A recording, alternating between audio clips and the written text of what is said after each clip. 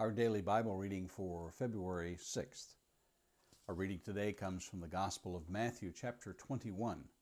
Matthew chapter 21 will begin reading in verse 1 through verse 27.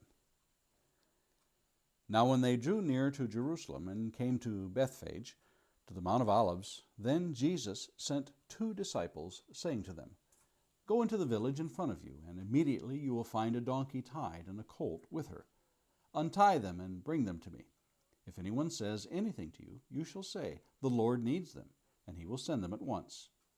This took place to fulfill what was spoken by the prophet, saying, Say to the daughter of Zion, Behold, your king is coming to you, humble and mounted on a donkey, on a colt, the foal of a beast of burden. The disciples went and did as Jesus had directed them. They brought the donkey and the colt and put on them their cloaks, and he sat on them.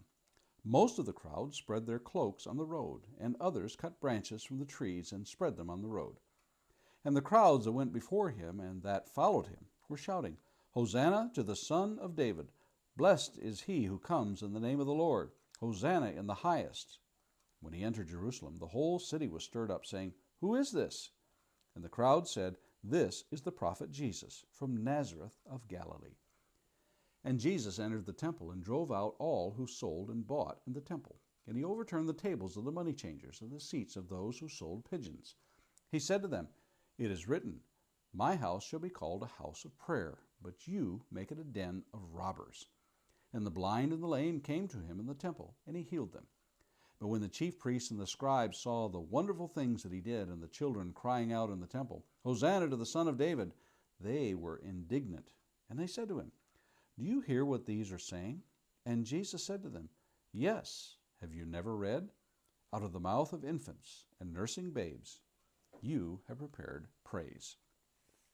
And leaving them, he went out of the city to Bethany and lodged there. In the morning, as he was returning to the city, he became hungry. And seeing a fig tree by the wayside, he went to it and found nothing on it, but only leaves. And he said to it, May no fruit ever come from you again. And the fig tree withered at once.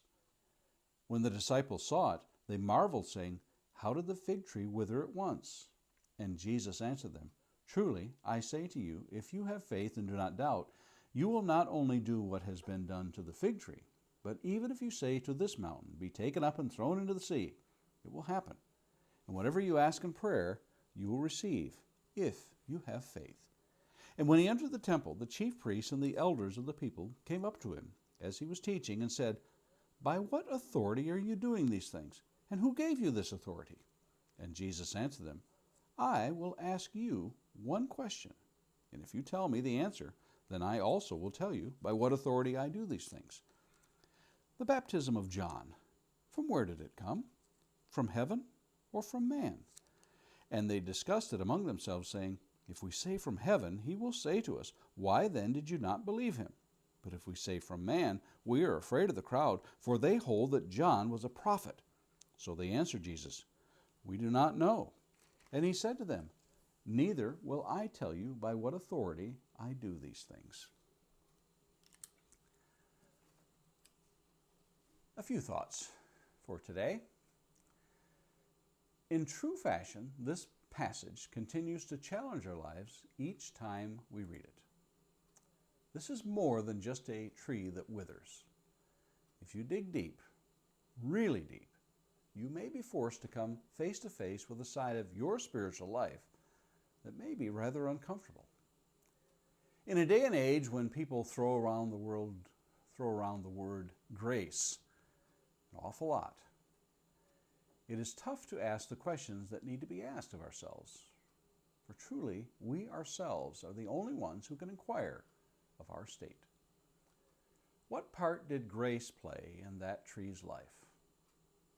What part does grace play in the man with one talent who neglected to gain more for the master than what he was given?